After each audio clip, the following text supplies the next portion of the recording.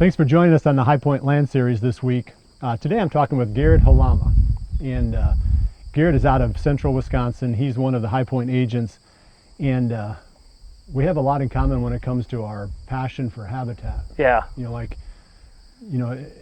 Agents in this business typically end up getting into it because they love the outdoors, they love hunting, they love land, right? So you've kind of taken it one step further. So tell me a little bit about yourself and some of the things that you think our viewers would benefit from. I know I'm going to start picking you apart with questions. Okay, sounds good.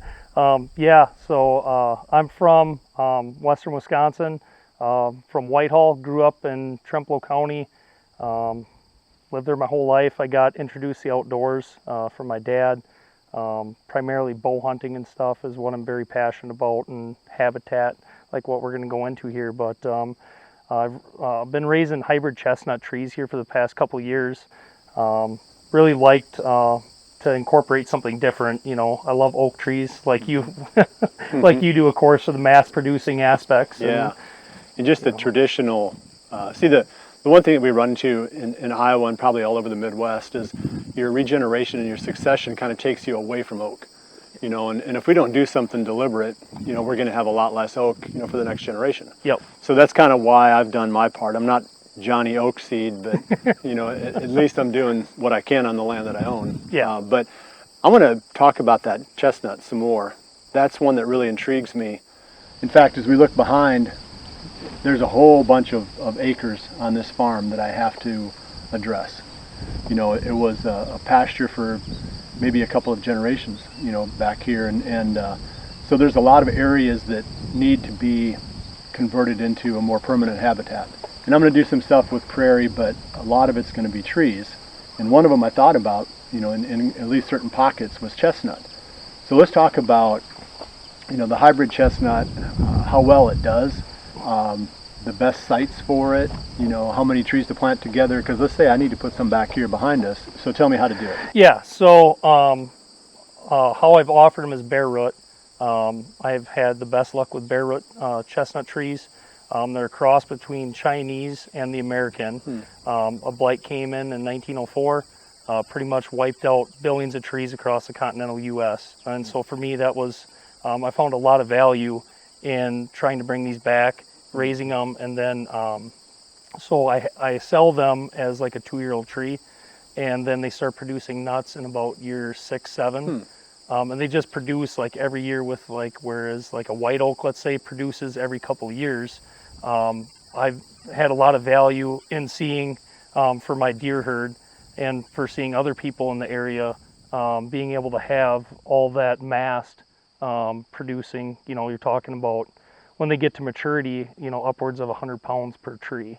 So there's a lot of volume there to be had. So how do you plant them? Like, what's the best practice for getting them into the ground? What time of year, etc.? Yep. So during the springtime, when they're dormant, right, like when the ground temp, you know, everything's thawed out, you don't have frost. I like to plant them in the spring during that time period. And then I plant them like, you want to avoid frost pockets, like areas where the frost is going to settle. Down here, you guys are in a different USDA grow zone. By me, we're in 4B, so we're a little bit colder. We have a little more extreme winters. So just keeping them like on ridge tops or spots where you're not going to have that low setting frost that will kill them. And then for spacing wise, you want to keep them about 40 feet apart. They got to be able to cross pollinate. And so I plant, you know, I'll put them, you know, 40 feet apart, and then, you know, kind of in a line or zigzagged, kind of wherever I want to target to try to funnel the deer to, and how it relates as far as to my stand as wind direction and all that good stuff, access, all that sort of stuff. Yeah, so do you tube them then? I mean, Yep. the deer would browse them otherwise, right? Yeah, Okay. yeah, and they do well, so I put them in grow tubes. You kind of get that greenhouse effect on them too, you know. It protects them, it keeps the rodents away, which is big, mice, voles, all that stuff.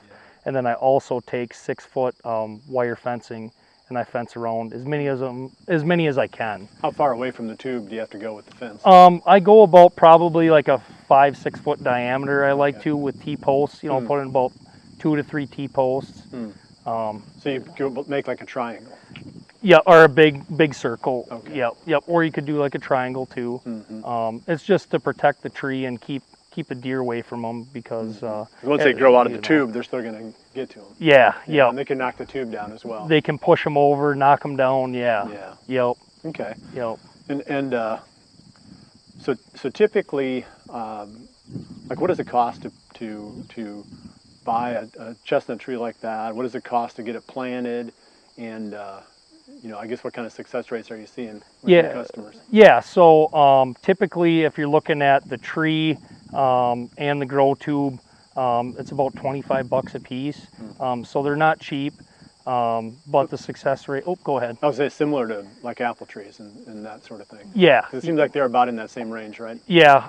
I've seen some nurseries where you can, apple trees, granted they're bigger, you're probably looking at 6+ feet. But those, like around home and La Crosse area, I've seen them as far as $80 a tree. Wow. So that can get expensive pretty quick. I've had the best success over the years with direct seeding.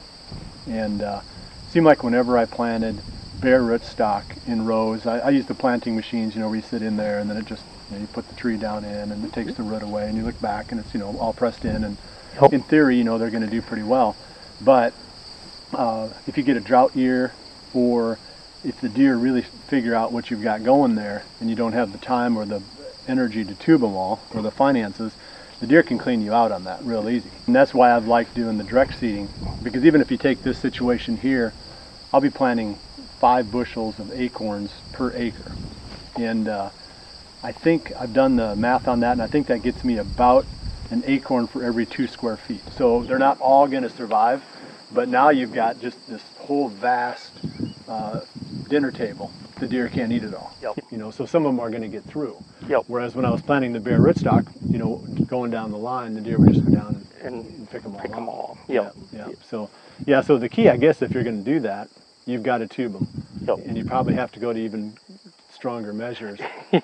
But so there's a couple of options, and maybe that's something we can come back to, in a future episode too. But just wanted to let the viewers realize that, hey, you don't have to only plant the bare rootstock. Exactly.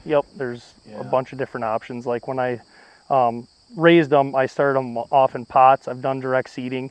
The potting is a lot of work. Well, can you direct seed chestnut? It's be very similar to like how the squirrels, do with, let's say acorns or walnuts. Same thing. You can, your success rate isn't going to be as high as far as germination, but it's a lot easier.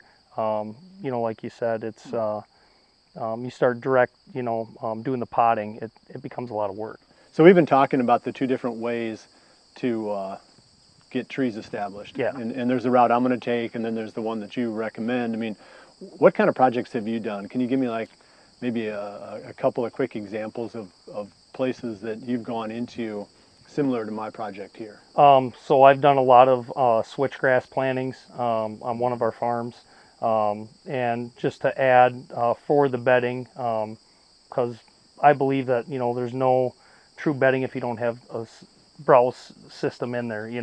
So what I do is I'll kill spots within the switchgrass and then put those chestnut trees in there. As a part with other various shrubs and stuff. So what other shrubs do you recommend? I like American hazelnut, 9 bark, anything that I think that you can offer for the deer to be able to browse on and have daytime food, is to me important, I guess. What are your thoughts on that? Well, I think ultimately you want anything you plant to be food, kind of. I mean, whether it's an oak tree that's eventually going to drop acorns, for your kids or your grandkids, hunt over, but you still, ultimately, you're always thinking that there's two pieces to this when you're planting. There's habitat and then there's food. And if you can combine them, I mean, that's all the better. The biggest challenge you have is protecting the stuff that's really attractive to the deer early on. So like your shrubs and stuff, I mean, you got to tube those too. So it's everything you do that benefits the wildlife, the deer are going to eat it before it does that benefit. So there's no such thing as just going out there and saying, hey, I'm going to turn this into a deer mecca without the pain and suffering that goes with tubing it and protecting it. It's quite the process. I'll definitely keep that in mind. I'm going to hit you up on some of those chestnuts before we're done here. But So yeah, we appreciate you joining us this week, and I know we're going to come back again on the land series and cover a few more topics. I've got Garrett here, so we're going to kick some stuff back and forth. So keep watching, and like I said, thanks for joining us.